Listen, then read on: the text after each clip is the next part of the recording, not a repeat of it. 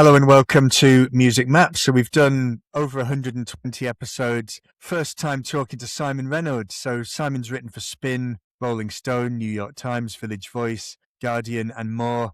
His previous books include the seminal Rip It Up and Start Again, amongst many others. So welcome to Simon. Thank you for joining us today, all the way from LA. Nice to be with you, Simon. So the book is Still in a Dream, Shoegaze, Slackers, and the Reinvention of Rock, 1984 to 94. So we're going to get to talk about, amongst others, the Cocteau Twins, My Bloody Valentine, Sonic Youth, Pavement, Dinosaur Jr. Simon, you were a young writer at the Melody Maker back then. Did you think any of this stuff would cross over, or did you think it would all remain largely underground? Well, at one point, this book, the title I wanted to call it was Days of Exile, and there was a phrase when it was called My Little Underground after the Jesus and Mary Chain song. Days of Exile or Years of Exile, that was the feeling we had. We were kind of like in exile from the mainstream. It didn't feel like any of this music would ever cross over. It was going to be this underground, and it just seemed inconceivable. I don't know if you can remember well, you probably can't because you're too young, but pop music in the late 80s, chart pop, was pretty terrible. Yeah, unrelievable. That's one of my questions. Yeah, there was occasional, like the Smiths might have a sort of hit. Usually they'd be on the top of the pops, and then Morrissey would do his silly dancing, and then the song would plummet out, instead of going up like a top of the pops appearance usually would make a record do. He affronted so many people that the record would drop, way down the charts. But, like occasionally, I don't know, REM might have a hit or something. U2 even was like breath of fresh air, as hard as it may seem to be. But there were hardly any guitar bands in the charts. And even in pop music, there was Prince. We all like, Prince, he's great. This is what pop music should be. But the bulk of pop was terrible. It was either sort of white soul, like sort of wet, wet, wet, or it was this sort of stock Aitken Waterman kind of plastic, bouncy, inane Bros, Rick Astley. And they were very, very groomed. I mean, I think Stock Aitken Waterman wanted to be the Motown of their era, but I'm sorry, Jason Donovan and Kylie Minogue and Sonia are not Marvin Gaye, Diana Ross, and I don't think they had quite the same talent pool. Yeah. It's not Levi Stubbs. So yeah, we've regarded pop music as a lost terrain, and our music was going to be in the sort of skulking in the hinterland. But that gave it kind of romance to be sort of the underground. So we've mentioned there the charts is full of very different music at this point. Were these scenes and genres all nameless for a period? Well, they certainly weren't. It certainly wasn't called shoegaze until a long time. And my book, it has shoegaze very prominently in the title for fairly obvious reasons. But in fact, it's about a lot more than that. It's about, I write a shoegaze. I include under that the sort of precursors to shoegaze, the people who inspired the shoegaze artists. So the Cocteau Twins and A.R. Kane and My Bloody Valentine, and even to an extent, Dinosaur Juniors, they were influential, I think, on a group like Ride. But, the other, I have the word slackers in the title, and that's meant to talk about this sort of kind of beautiful loser aesthetic you have with groups like Replacements, and carried on right through to Beck, I'm a Loser. This sort of idea of failure is somehow greater than actually succeeding, and grunge, I think, is part of that same current in a way. And I think Nirvana were very, very surprised, or like maybe not surprised, but like disoriented by becoming successful. It kind of, Kurt Cobain saw himself as an underground person, and now suddenly he's about as overground as can be, and it really messed with his head, I think. And then I have this phrase, the reinvention of rock. So that covers a lot of interesting stuff done with guitars, like everything from Big Black to Sonic Youth they actually had this catchphrase, reinvention of the guitar. And so I managed to squeeze the Pixies and Throwing Muses in there and all kinds of things. Basically anything that I thought was good at that time, I kind of shoved in there into the book.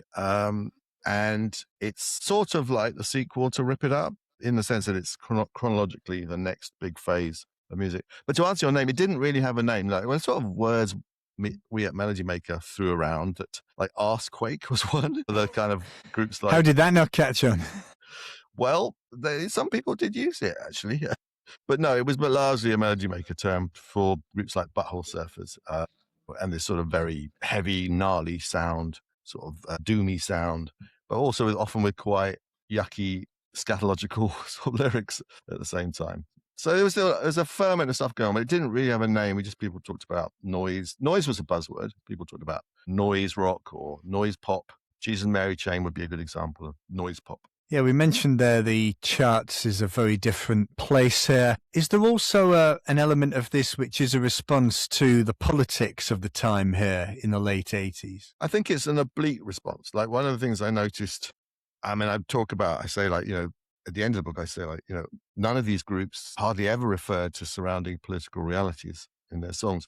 My Bloody Valentine could not have done a song about unemployment or the poll tax or, it just wouldn't work with their aesthetic. Like you couldn't imagine them suddenly having a song about topics like that.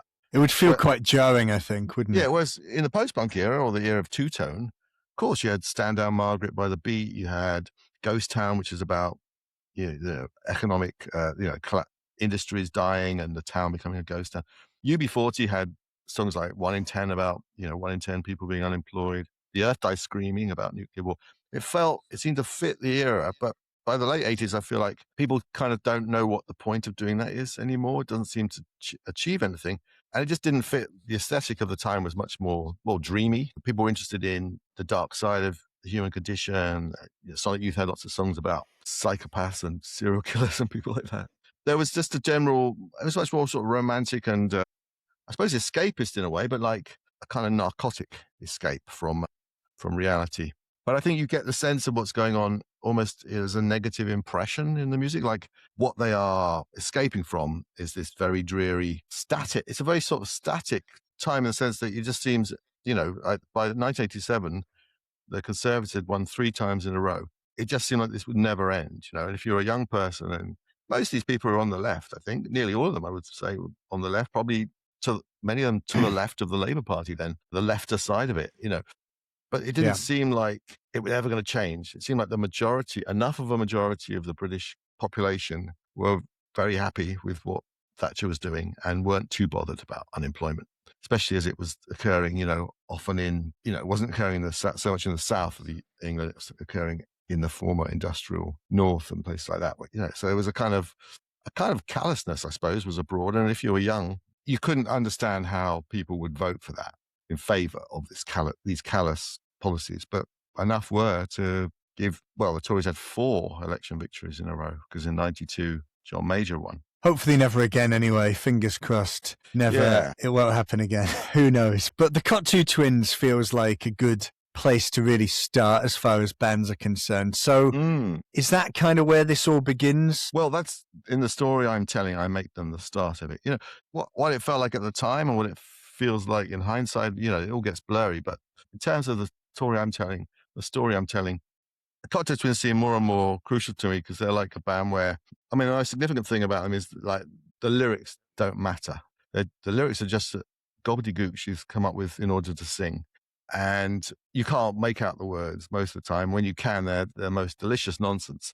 But there is so much feeling, and there's a feeling of that it's significant or meaningful or urgent or emotionally evocative, but without any kind of definite reference to anything as such. There's I think on the Head Over Heels, the album is from '83, which I sort of start the book proper with. There's this feeling of eroticism, I think, and of love. And apparently Elizabeth Fraser and Robin Guthrie were head over heels in love at that time. And they made the record together. There was just the 2 of them at that point. Simon Raymond hadn't joined. So it has this very intimate, humid sort of intensity about it. But yeah, it was a record. There were 2 records that year where the voice was like an instrument rather than the singer telling stories or making statements or, commenting on the world, which is the dominant thing during the sort of post-punk era. Michael Stipe, singing on R.E.M's Murmur, that's another thing where you can't really make out most of the words. The words where you can make them out are very kind of fractured and dreamlike, but mostly it's just a certain quality of his voice, almost abstract singing that he's doing. So those 2 records, to me, I pair them as the sort of beginning of this era where words and trying to make sense of the world or make comments about the world, that kind of really drops away. certainly for the kind of music that I was passionate about at the time and that I've written this book about now. Did you like the Cocteau Twins immediately or not so much? Actually, initially I thought they were rubbish. I remember I was like, I think I was still a student then. I was living in Oxford in a sort of bedsit, and I was listening to John Peel, as you did sort of fairly religiously then. And he did that thing. He's only done it a few times, I think. Like one of the other times was Mike Oldfield's Tubular Bells, but he played the whole of the album during one show, like not all straight through, but like, one side, then, I don't know, eight singles by other people, and then he played the other side. And I was like, what's this bollocks? It's all waffly and wavery, and I can't make out what the singer's saying, and it just seemed very insubstantial, like the musical equivalent of dry ice. But then, I don't know, I actually read a really great review of it in The Enemy by Barney Hoskins, a writer whose judgment I kind of trusted, and yeah, followed what he recommended very closely, and he sort of described it in this really tantalizing way, and I thought, oh, maybe I will buy it after all. And then I sort of fell in love with it, and I realized actually all the things that, like the sort of vaporous, gaseous guitar sound, the warbling, wuthering kind of singing. I was like, oh no, this is about sort of ecstasy and rapture, and it's sort of magical, and you're like you're in this sort of spellbinding, glistening world, like, very much. So they used so much reverb that you did feel like you were kind of inside a kind of a network of caverns, with stalactites, stalagmites, and everything was glistening in the murk. So yeah, that sort of, a review by Barney Hoskins helped me sort of understand what it had to offer. But you were so keen to preserve the mystique that I think you pretty much avoided ever seeing the Cocteau Twins largely. Well, that's sort of a little bit of retrospective construction, but yeah, I never did. No, I never actually. I somehow never imagined they would be any good live, and I don't think they played live that often. Anyway, they were not a band I sought out for whatever reason, and I didn't interview them because they'd done their early interviews. Well, I think all their interviews were so awkward. Like, you would read these things where the journalists couldn't get them to say anything. They didn't want to be pinned down. They didn't want to define what they're doing. Perhaps they didn't quite understand what they were doing and preferred to stay in this sort of state of vagueness to be able to create this sort of very intuitive music. I think, journalists kind of want to pin you down, like they always like, define what you're doing, articulate, especially then at that time, coming out of the post-punk era when there were a lot of groups who were very articulate and possibly better at talking than they were at making music in a lot of cases. But, in some cases, even when they were very good at making music, like, say, Paddy McAloon from Prefab Sprout, he can talk till the cows come home about what he's trying to do and the meaning of the songs and, his influences. And there were other people like that, like Green of Scritti Politti, Martin Fry, ABC, Elvis Costello. These are very articulate people, as articulate and good with words as they are in lyrics. They are in person as well as interviewees. Cocteau Twins weren't like that. They were very defensive, and they would, you could see these interviews where the journalist was like almost driven to violence by their refusal to give the journalist any good quotes or any kind of articulated statement. So I thought, there was no point in trying to interview them. But later on, I did, for this book, I did interview Simon Raymond, who's got lots of good accounts of how they made their music. And I've seen later interviews actually where Liz Fraser has said pretty interesting stuff about her working methods. But back in the 80s, you'd read these interviews with Cocteau Twins, and they were very, unproductive exchanges between the journalists. Right. One of them went on for 7 hours, apparently. The guy at the Enemy detained them for 7 hours, interrogating them, the mood souring by the minute. By the end of the 7 hours, I dread to think what was going on. Yes. We do have an episode with Simon Raymond in our archive for anyone wanting a deep dive specifically on the Cocteau Twins. But you mentioned there these very awkward interviews. Was there almost an anti-promotional element to this whole kind of genre to it in a sense at times? I don't know about that, because I think they, were happy to be, most of them were happy to be interviewed by Music Press and get coverage. I think there was an ethos at the time. It was very, very different from post-punk. In post-punk, bands, had often planned out what they're doing. They might have an internal band manifesto. Like the Mekons had like a manifesto of their principles and things they were never going to take photographs of themselves. Well, they broke that rule pretty quickly, but initially they had a charter of these sort of egalitarian principles. a lot of those bands had pretty formulated ideas and knew exactly what they were trying to do. And the best of them actually did it. Gang of Four actually had these ideas and they did it. The groups of the era I'm writing about, they tended to present themselves as if they were sort of, kind of intuitive people who didn't really know where the inspiration came from. They often would talk almost like the song comes from somewhere else, some other sphere, down to me. Or they might talk in other terms of I exercise my demons through this music, and so it comes from some dark place inside. But it was like an idea of art as this sort of more involuntary, romantic, poetic kind of thing, rather than sort of a very calculated and consciously chosen sort of approach to it, which I think was much more like how post-punk artists went about things. Yeah, I think they tended to the phrase I use, but they could talk about this in quite articulate way. And it was sort of like they were kind of articulate about their inarticulacy, if you know what I mean. Like they could almost talk about how they didn't know what they were doing and it was all, they just stumble along. My Bloody Valentine would talk like that, oh yeah, we're just sort of fumbling along, exploring ideas. We haven't got any master plan. But then they would say very kind of interesting comments about exactly that, or about the sounds they got, and they came up with, great little phrases like the glide guitar was one of them, and the not quite really there sound, So in their own little way, they, or say AR Kane would talk about dream pop. These are quite clever little memes or little slogans. But the overall vibe that most of these artists presented was that they were sort of intuitive and driven by instinct. Yeah, so My Bloody Valentine, they kind of appear in the summer of 1988. You Made Me Realize is released, but I think they've been kicking around here for a couple of years prior. Had they not found the sound that we come to know until this point? They had a long undistinguished history before they got good.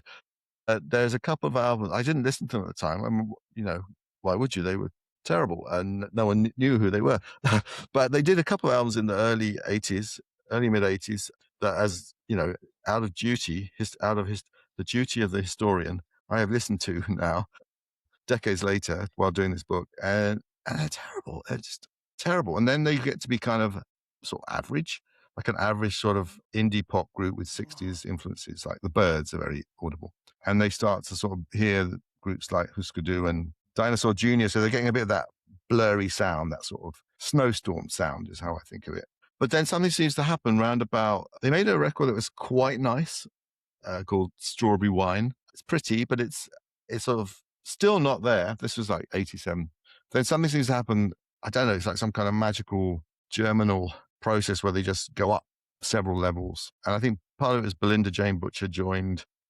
Their original vocalist left. Kevin Shields does vocals summertime. Belinda Jane Butcher has joined and she does vocals, and their harmonies kind of mesh nicely. And she brings some extra factor to the group. But it's mainly Kevin Shields starts experimenting with guitar. He gets a particular guitar called the Jazzmaster that has a tremolo arm that you can he messes around with it. It's very detachable, and he can kind of play instead of, if tremolo is usually like a twinge, like, in rock and roll, like people go like that, it's just to punctuate the sound. He had it on constantly. So it's this all wavery, wobbly sound through which all the guitar goes. And then there's the various other things he used, reverse, reverb, all these things that, if you go on guitarists' websites or technical music websites, there's endless information, also endless speculation as well about how they got theirs down. Feverish level of discussion about his this is guitar stuff setup. I wouldn't have known or wanted to talk about even then. I would have found it very demystifying.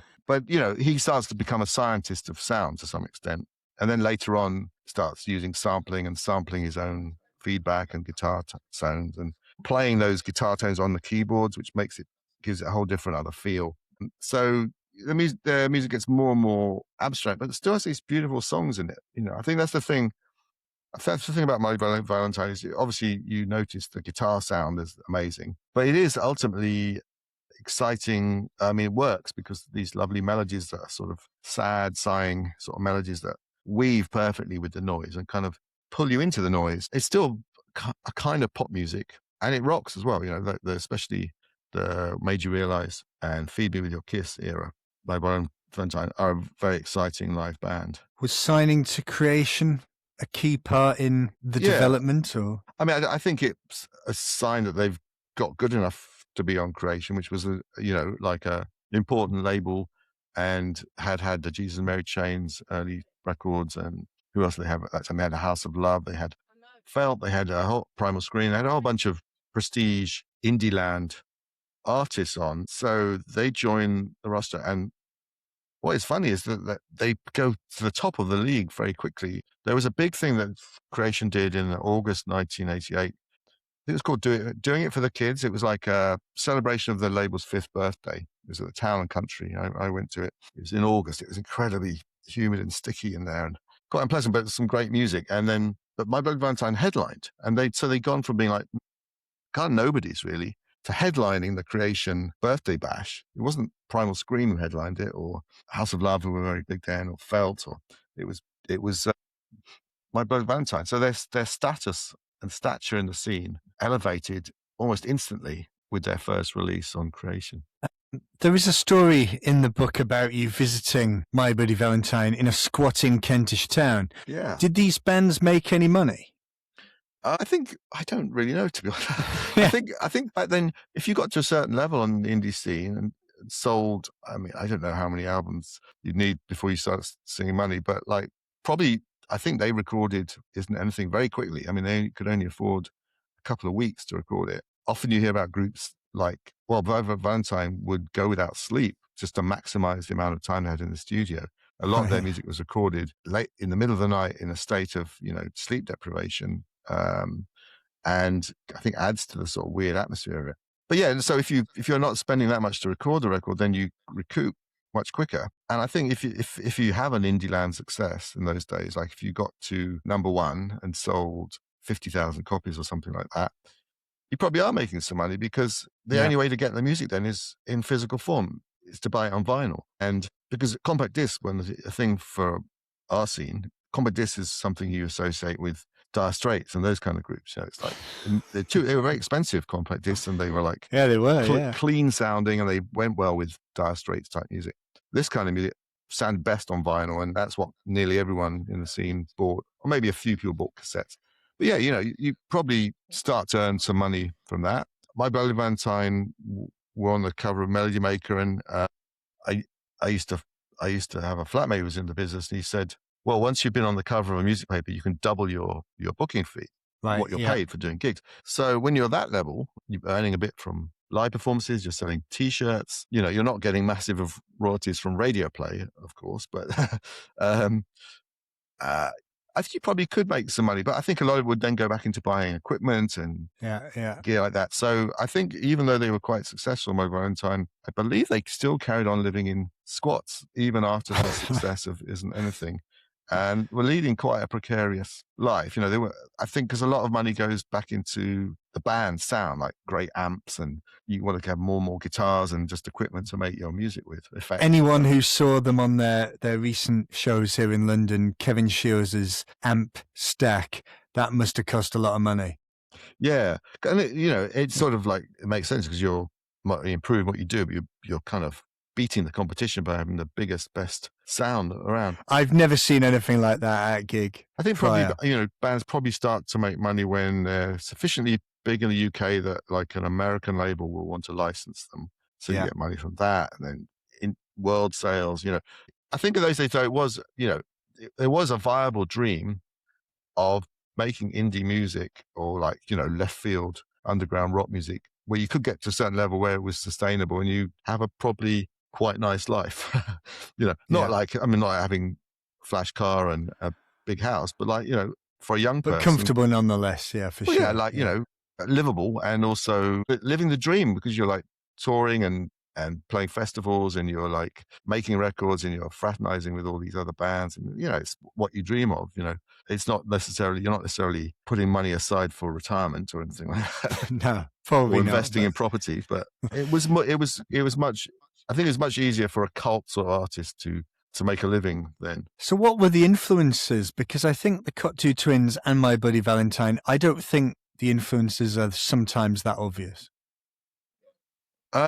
Cocteau Twins, I think they actually start initially quite heavily influenced by Susie and the Banshees, and I think Robin Guthrie is picking up a lot on the guitar playing of John McGeoch in the Banshees, which is like heavily affected, this sort of glassy, shimmering sound. Often playing, it's not so much playing big rock chords as plucking the notes, but because they're going through, almost folky style finger picking, but like it's going through all these effects, it comes out as this sort of glassy, shimmering sound. So he sort of takes that even further, like even deeper into effects and like using tons of reverb. And apparently he's quite into Phil Spector and the idea of the wall of sound. So, and this sort of reverberant thing.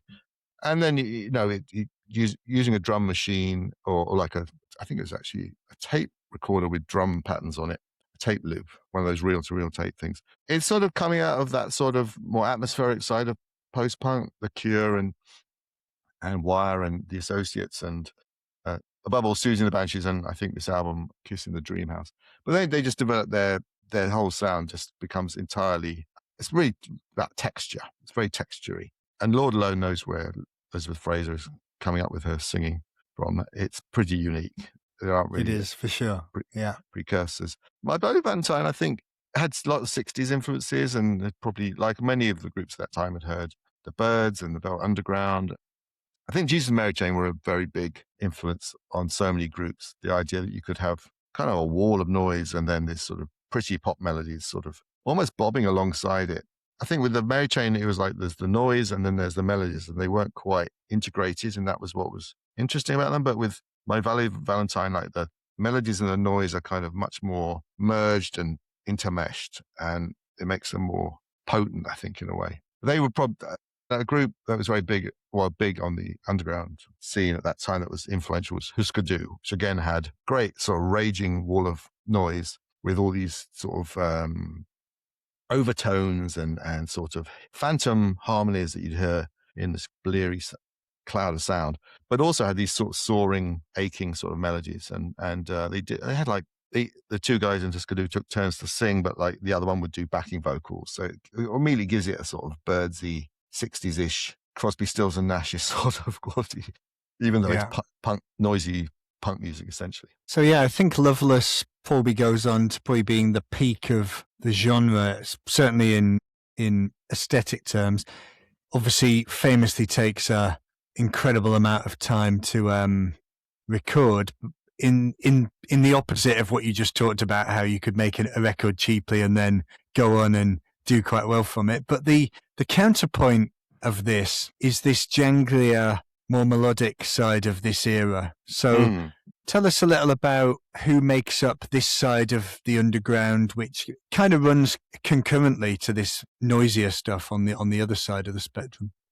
Yeah, I have a whole bit in the book called a chapter called Halcyon Days, which is about the scene. A lot of people now call it C86 after the cassette the Enemy put out of these kind of groups. At the time, people used shambling bands was a term people used. I think John Beale came up with that. Cutie was a term. So it's sort of like this sort of innocent, dreamily innocent jingle jangle music. A lot of it rooted in, it's rooted in things like the Byrds and the softer side of the Velvets, but also some groups like Orange Juice were, the postcard sound was very influential. And often it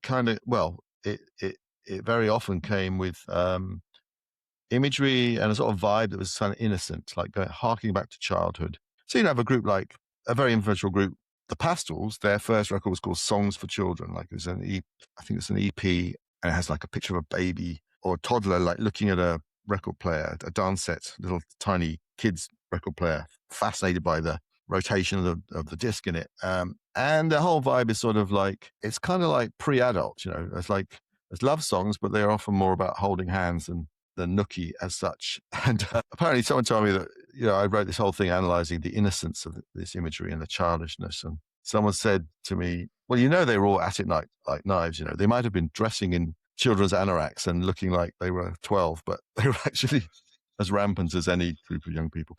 But that didn't come across in the songs. The songs tended to have imagery of our idealized childhood. If you look to the record sleeves, like, I don't know, they'd often have pictures of children on them, and usually children, not 1980s children, but like children from sort of the past, like the 60s or the 50s, the group names, I don't know, there was a group called the Railway Children. There was a group, that's a name from a famous children's book and film. Tallulah Gosh, I was friendly with them. They were from Oxford. They were very, very kind of innocent in their image. The name itself, Tallulah Gosh, kind of has that vibe. And then there's songs like The Day I Lost My Pastels Badge. And the whole idea, to me, I interpret it as like, people refusing adulthood, refusing or like reluctant to join the adult world and have careers and, just not finding the grown up world very appealing. Sort of, they were like sort of in their early 20s, but they sort of were like casting a look back to the childhood wistfully, thinking, oh, it's so much better then. The Smiths are probably the most well-known of the janglier side of the 80s pop. Did Morrissey think the Smiths should be hugely commercially successful? Yeah, I think, he did. Yeah, I mean, he thought it should be the biggest band of their time was what he felt they should be. And he talked about wanting to have unquantifiably, astronomically large levels of record sales. And I think he was very affronted by, they had some quite big hits early on. I think they got to number 10 with Heaven Knows I'm Miserable Now. But at a certain point, their singles would all seem to stop at number 24 or something like that. And that was usually based on first week sales to their hardcore fans. So it would go in the charts. They would get their appearance on top of them. And then once the general public saw them, instead of being converted, they would like recoil from them. And so the record would drop out again. And it was very frustrating. And they would keep releasing. They did a thing that was a kind of 60s thing, like the Beatles did and the Stones did, which was release non-album singles. And that was partly because they loved the single, but I think it was also because they wanted to have this high, elevated profile in the charts. But it wasn't working. So then they started like making their records sound cleaner and slicker, resulting in the horror that is Girlfriend in a Coma. But that only got to number 13. That was their big attempt to sort of cross over. I mean, I think the Smiths, because of the lyrics and because of the feeling that Morrissey felt he was like the figure standing against the culture of the times, Thatcherism, etc., kind of like speaking out on all these important issues. He felt like he should be much bigger than he was. Yeah, no, it definitely feels like that side. Lawrence from Felt's another one who famously wanted a significant level of fame. So it definitely feels like that side of all this tends to lean a bit more in that direction. Just crossing the Atlantic to the US, where do Sonic Youth fit into all of this? Because they've been around a while at this point. Yeah, Sonic Youth are one of, I sort of, toy with this idea that Still in a Dream is a sequel to Rip It Up. And then I sort of say, well, actually, there's hardly any characters there's hardly any carrying characters. Yeah, it's a completely different group of characters. Sonic Youth actually do briefly appear in Rip It Up because they are part of the tail end of this very extreme music movement, No Wave in New York, where everyone's often they're using guitars and bass and drums and voice, but they're trying to do the most extreme unrock or anti-rock things with that format. Very dissonant music, groups like Mars and Sonic Youth initially are very much like, coming out of that thing of the Mars and the contortions and DNA, these sort of very extreme avant-garde rock music that really hurts your ears. And they sort of are keeping that going, and they get into this idea of we're going to rock, but we're going to rock in this weird avant way. And they pick up these techniques that come from the 20th century avant-garde. People like John Cage would, do prepared piano, where you have a piano, but you shove, I don't know, a piece of wood in the strings or put bulldog clips on some of the strings. So it sounds weird when you play it. You get different tonalities. And so Sonic Youth started doing that, like actually shoving screwdrivers under the frets, or playing a power drill against the guitar, or they'd have many really shit quality guitars they picked up cheap, and they had them in weird tunings. Each one had its own weird tuning. So they're trying to make these sounds that sort of make you feel. I mean, those sort of sounds. If you think about avant-garde music, you get this in soundtracks for horror movies. Often it's avant-garde music on the soundtrack. Those sort of sounds tend to make you feel, because they're sort of breaking with traditional tonality and harmony. One of the feelings they make is that you're going kind of insane. Like, it's like the sound of extreme psychological disturbance or distress. And so they're doing that in a rock context. And so it sort of fits in a way. They're making these weird atonal sort of they kind of upset the brain, because the brain is expecting harmony and resolution and clear-cut pitches. You've grown up with pop music and classical music or whatever. So here you're hearing all these weird angular discords and dissonances. That fits the kind of songs that Sonic Youth wanted to write about, which was often like about murder and psychosis, and often they're not really singing. They're like kind of almost reciting this kind of disturbed poetry, like written from seems like it's written from the standpoint of someone who's gone mad, or like is, like a psycho. And they did have a lot of songs about violence. They did a song about Manson, Death Valley 69. This was their sort of zone. So they made this kind of quite exciting yet quite hard. I think of it as music that you wanted to hear, but you bought the record, but in practice you end up playing the Lloyd Cole album much more because it's more livable. Like it's sort of a kind of group, a bit like modern art, where you want to keep abreast of it because it's like an important development in cutting edge rock. But in truth, on an everyday basis, you're listening to Prefab Sprout or something like that, or the Smiths, which is tuneful. But then as they evolved, they started to write things that actually get more and more tuneful. And they do this album Sister, which is really good. And then Daydream Nation it's got great melodies suddenly emerged, and their voices are actually quite nice when they're actually singing. They're not reciting these psycho blank poetry over the top of it. They're actually kind of quite pleasant voices. And the music's really rocking. And it's a masterpiece, Daydream Nation. It's like, probably might be the greatest album of that era. It's like a double album, and there's not a weak track on it, which is a major feat, I think, for a band. Even the Beatles couldn't do that, he says controversially. So we mentioned there Sonic Youth, My Bloody Valentine. They've got a bit in common. They're both mixed gender bands, which isn't all that common in that time. And they've also got this urge to make very unusual sounds with the guitar. Yeah, Sonic Youth had this phrase, reinvention of the guitar, which is, I think, they were pretty good about talking what they did, and they did have this great slogan. And I think that actually a lot of people were inspired by this idea. Oh yeah, let's try and do new things with the guitar. And I'm pretty certain Kevin Shields must have heard or read this slogan and thought, yeah, that's what I should do. As we discussed earlier, you've got shoegaze and slacker. When do they actually start to stick? Is it different in the US to the UK, or? Yeah, I think in the wake of My Bloody Valentine and also Arcane and Dinosaur Jr and these groups, you do get this wave of groups coming through around about 1990. You have Ride, Lush, Slowdive, Swerve Driver. Many of them are actually signed to Creation. Pale Saints, the others, the ones who aren't on Creation seem to be signed to 4AD, like Lush. And clearly, like it's the response to these great records that have come out, and picking up on those ideas. And there's a lot of bands trying to work out how does Kevin Shields do it, buying foot pedals, guitar pedals, trying to sort of approximate the sound or get near it. The best of them coming up with their own thing, like Slowdive, I think, came up with an original sound. There's a lot of these groups. It's what happens whenever there's a really amazing group. The Beatles are a great example. Joy Division. You get like the next wave of groups who are strongly influenced by it, and the best of them eventually come up with their own sound. But there's definitely in the wake of the Cocteaus and My Bloody Valentine. But there isn't really a name for it. Like, so on my paper, Melody Maker, but he called it the scene that celebrates itself. Yeah. Which is a sort of silly term because there aren't many scenes out there that are like doing themselves down, like sort of, don't pay attention to us, we're shit. There's scenes generally celebrate themselves. But there was an unusually friendly, supportive, even incestuous scene, and people in one band were dating people in another band, and they played the same gigs, hung out.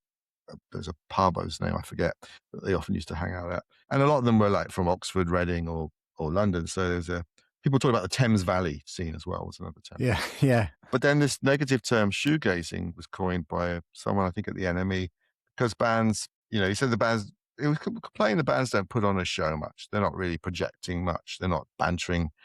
They're not even kind of even looking the audience in the eye. They tend to be like playing sort of as if inwardly focused on making these sounds. Yeah, it's true. Yeah. In fact, when I've seen My Bloody Valentine in the past, the stage was so dimly lit that you could actually barely see the band. It's obviously completely intentional. Thanks for coming, or hello Huddersfield. They're like going one song into the other.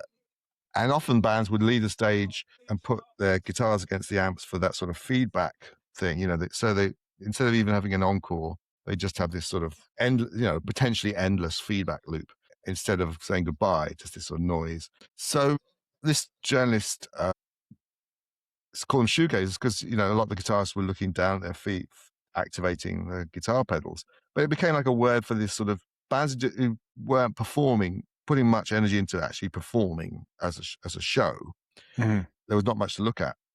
But as often the case with insults, it became picked up as a sort of, became positivized. Grunge, grunge is a word that rock critics used for long before grunge as a scene, just to describe a certain kind of thick, gnarly guitar sound, distorted guitar sound. But grunge originally means dirt, doesn't it? I think grungy is really grungy in here. Or I think there are people mentioning it way back to the 60s or early 70s and things. Yeah. So the Slackers, there's a wave of bands in the US, Pavement, Dinosaur Jr, and more. Is this almost like an American equivalent of the dole culture that was back in England in the 80s? It is, but I don't think there wasn't dole as such. I don't think you can just claim benefits that easily in America. Yeah, so I think like slackers would like either find some way of sort of making a low-level living, or they might have a part-time job doing something menial, but their real energy was like doing a zine or their band, there are all kinds of ways you can sort of grift, in these sort of, it's usually slackers as a demographic in America were like generally people who'd been to college and then left and didn't quite know what to do themselves or didn't want to get on a career path. So they hang on in these college towns, and there's a sort of bohemia that sort of accumulates of people who are staying on in the college town, maybe doing a bit of waiting in a cafe or something, waitressing or some kind of part-time work, or working for a non-profit, or working in a record store, while also in a fairly slow, desultory way pursuing creative ideas like a band, or a zine or something like that. Making films, in the case of Richard Linklater, who made the film Slacker, which is really where this term crystallizes as a concept for a cultural phenomenon. But yeah, and in Britain, it was a bit easier because in those days you could claim benefit very easily. You didn't have to prove you were seeking a job because there was so much mass unemployment. They just, would let you sign on and you get housing benefit. I'm not talking like masses of money here. We're talking enough to get by. Yeah. And 20 quid a week or something like that. Yeah. You couldn't really go down the pub all the time or no. buy, But you could eke out a basic existence. Yeah. And you might be able to buy like one record a week or something, if you were if you're lucky. Especially if you're young and you're not living a high life and maybe you've got friends and you cook together or something, you could have a kind of okayish life quite a while. I did that after I graduated. Me and my friends did this magazine together, and some of them were in bands, and it's sort of like a thing all across the UK, these dole cultures. This is long before the Job Seekers Allowance was the name, and before they, you could only get it if you, nowadays you have to like apply for 30 jobs or something a week, I think, to get your benefits. It's quite a lot. Back then, they didn't bother you at all. You would just like send you the check through the post. It's shocking, really, but in another way, it was great because that's how so many bands and creative people were able to sort of take the breathing space to actually develop what they do. And I think it's a lot harder now for bands. We touched there on the American element of this, Pavement, Dinosaur Jr, etc. And within a couple of years, obviously, grunge arrives and Nirvana become absolutely huge worldwide. How did the underground scenes react to when the commercial success arrives? I think there are a variety of reactions. Some people were really excited about it. I was really excited about it. I was like stunned that it happened. I never thought it would happen. It was odd. I suppose I never thought it would happen, but for some years prior to Nirvana happening, major labels did try and sign all these bands. They signed Husker Du, The Replacements. I think the Pixies and Throwing Muses were signed to, they were on 4AD in the UK, a big indie, but like they were picked up by SAR or someone like that in America. There were people in the major labels who liked that kind of music and really wanted to try and make it happen, and they just didn't know how to do it. Sonic Youth signed to a major label in America well before Nirvana did. There were people, there's a lot of sort of the men in suits, the man, but in all these record companies, there are kind of people who are music nuts, and the kind of music they really like wasn't, you know, the stuff that was selling in the late 80s, the hair metal and all that kind of stuff. It was, you know, they really preferred the Replacements or those kind of groups. So they were all trying to find a way, how can we make this music become, they sort of agreed that with the music papers and fanzines that this was the best music of its time. But how can we make it, how can we get it on the radio was the big question. How can you get Replacements on the radio? They sound too rough. How could you get a group like Husker Du on the radio? And Nirvana were the group who found a way to do it. They worked with Butch Vig, this great producer, and somehow they made these records that sounded grungy and aggressive, but also glossy and well produced. I don't know how they did it. It's like magic because it jumped out. It's a difficult thing to achieve for sure. And they made great videos as well. And again, video is something that a lot of these bands were very suspicious of. And they, like the Replacements, made these terrible videos where, I mean, they're kind of interesting, but they're not successful videos in the sense of actually promoting their music. And they're clearly very uncomfortable in these videos. A lot of people felt like, pop video was the opposite of underground music. Nirvana found a way to use that format, and it still feels underground, but it works. It's brilliant. You know, the video for Smells Like Teen Spirit is brilliantly edited and shot, and it just, somehow they made it work as pop. But I think the contradictions of that kind of really, the underground go overground, it kind of really confused Kurt Cobain, because in his heart, he sort of wanted still to be on the level of groups like Beat Happening and little labels like K Records and, you know, the Vaselines, these sort of little groups, indie groups. He wanted to be in that underground world. Yeah, there's a few examples of that. I think the Strokes a bit later were sort of not keen on becoming a big festival headliner. They were happy being a band that might play at 5 p.m. on the festival. They didn't really have the ambition, but it just kind of happened, a bit like Nirvana. It just kind of took place. But I mean, clearly Cobain was split, because he obviously did think he was a great songwriter and singer, and he loved the Beatles, and I think he liked the idea of his music, you know, and they signed to. He wrote songs that were tailor-made to be huge, like when you listen, choruses, anthemic, and they signed to a big management company. They signed to David Geffen's record label, which is like this really big record label. So there was clearly a sort of split there between ambitious side of his personality and this wanting to stay in the sort of underground murk and intimacy of the underground scene, where you kind of you personally know a lot of the people in the audience. Yeah, I guess it's in the US, Kurt Cobain's death, and in the UK, it's probably the arrival of Suede, Blur, Oasis that kind of starts to fracture this whole thing. But the thing I find really interesting is that Kurt Cobain seemingly didn't really want this kind of fame and didn't really like it, whereas the Gallagher brothers wanted it and enjoyed it and never really seemed to struggle with it either. Yeah, I mean, I think I read somewhere that Noel Gallagher said he actually had a spur to do what he did through seeing Kurt Cobain being this sort of tortured figure, and he just thought it was ridiculous. Like, why wouldn't you enjoy fame? Isn't that everything you want? The fame, the money, the sort of everyone admiring you and the attention, you know, why would that screw up your head? There's a chance, you know, they always wanted to be the biggest group around. They, you know, obviously they obsessed with the Beatles, and they wanted to be that level of group rather than a group, you know, playing to 1,000 people in a small or 500 people in like a little club in North London or wherever, you know, just another band on Creation Records. They wanted to be, you know, massive. The whole point of Oasis was to be massive, and they don't seem to have been screwed up by fame as well. They're very. They just have this tough mind. They're tough-minded people, and they seem to just enjoy it. Yeah, they seem to take it in their stride. They're in their element.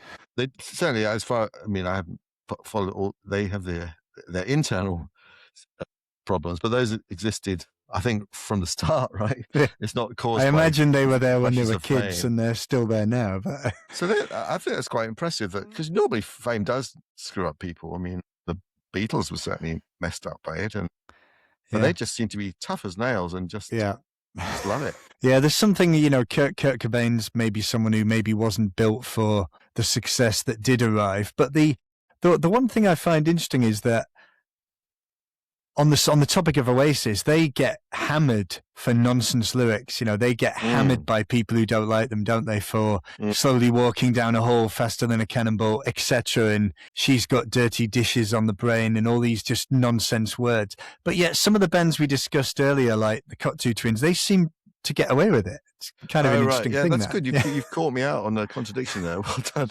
An inconsistency. I actually don't mind. That particular lyric you quoted is from Champagne Supernova, which is it's a great song, and it captures a feeling as well, like a feeling of being high and off your head, and just thinking like you're having the best time in the world, and no one else is enjoying themselves as much as you. I think it's aspirational, and I think it's also like one of those songs that people fit into the soundtrack of them living their version, their small scale version of that kind of excess. And I think, people like, if you're a rock star, you can live like that every night, but like, you know, certainly normal people can live like that, like once a week maybe, or like, you know, once a year, have a real blowout and Champagne Supernova. But it's very hip hop, actually. I think in a weird way, that song and a lot of Oasis is kind of quite hip hop in its sort of, you know, I'm living large, I'm a rock star kind of thing. Yeah. I remember when the Wu-Tang Clan documentary came out a few years ago, I remember Liam Gallagher tweeting about it, saying, "This is amazing, this is brilliant, I love it.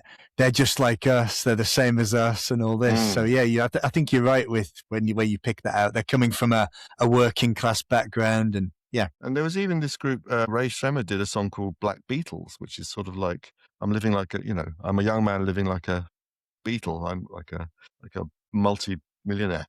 Bands like My Bloody Valentine, Lush, Slowdive have all had big success in recent years, playing some big shows, and have been rediscovered by a whole new audience. So how did this sound? Because I went to see Slowdive a couple of years ago, and 50% of the crowd were under 30.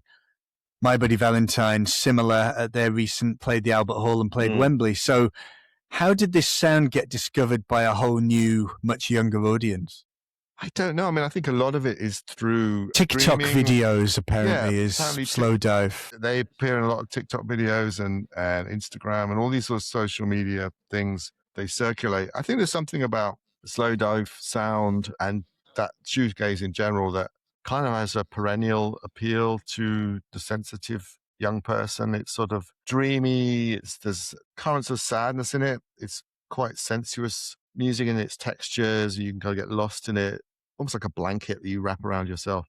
Because it's so textured, it's also sensuous and almost goes as far as saying sexy, but there's a kind of loveliness to it that I think gives it an erotic edge as well. I think like some of these groups I think of as sort of great alternative slow jams, almost in a way.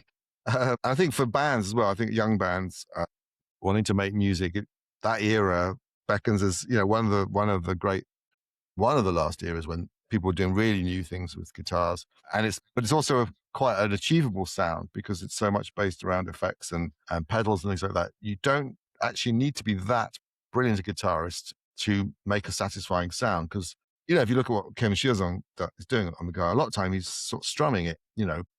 Shoegaze doesn't tend to involve like very complicated playing, tricksy playing, or like, you know, solos or anything like that. It's much more about waves of texture, and you can achieve them through effects and things like that. So it's a sort of very satisfying sound that I think is relatively reachable by a young band. So just to finish off here, Simon, for a listener who may not be, so I always take the opinion that there'll be someone listening who doesn't know this music. There'll be people who are experts who know everything, but there will be someone listening who perhaps is not familiar. So 3 records, 3 albums that you would shout to someone who was asking you about this whole scene that is covered in your book. Well, you'd had to sort of pick a My Bloody Valentine record. Yeah, for sure. It's so hard to say because they're all good, and then some of their best work was on these EPs. I'd probably say Loveless maybe is the one.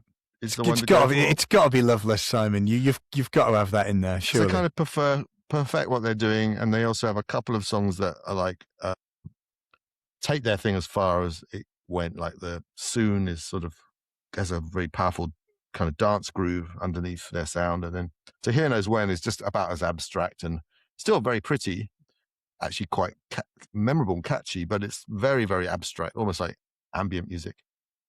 So Here Knows When is sort of like about as far as they go sonically into abstraction.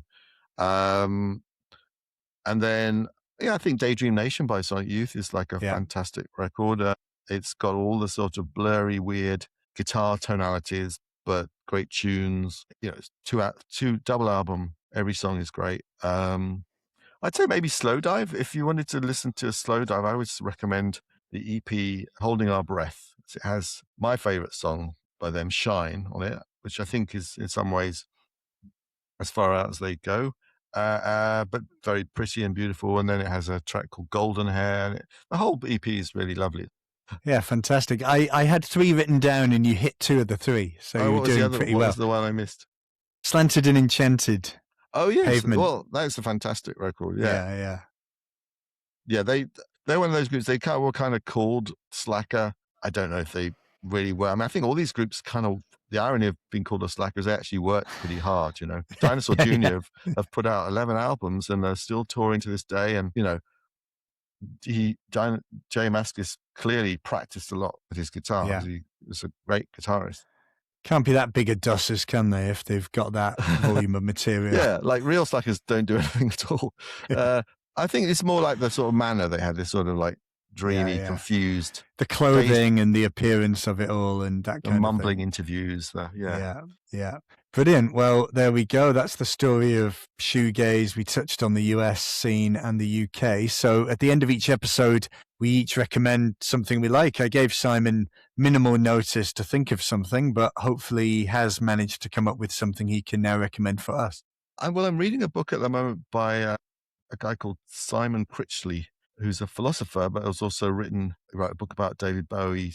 But the book I'm reading is called Mysticism. It's very interesting, actually about a bunch of Christian mystics, and they have names like Christina the Astonishing, and oh wow, fantastic! I think she was from Belgium, but and then some of them are like, I don't know, Julian of Norwich, who's actually a woman for some reason called Julian from Norwich, and there was another one from St Albans, which is quite near where I grew up. But yeah, they just it's an analysis of mystical language and mystical thinking, and it's very interesting, even if you're not particularly Christian, as I'm not. I suppose one of the things that struck me about it was the way these people wrote about their experiences and visions of God or connection to the divine is rather similar in places to how music journalists of my type, anyway, melody maker era writing was very, very over the top, rapturous, and full of hyperbole. So the impulse is there, even if it's not about God, there's still a kind of impulse in people to have these profound, transporting experiences with music. Interesting. That's a pretty unique recommendation there that we got. Someone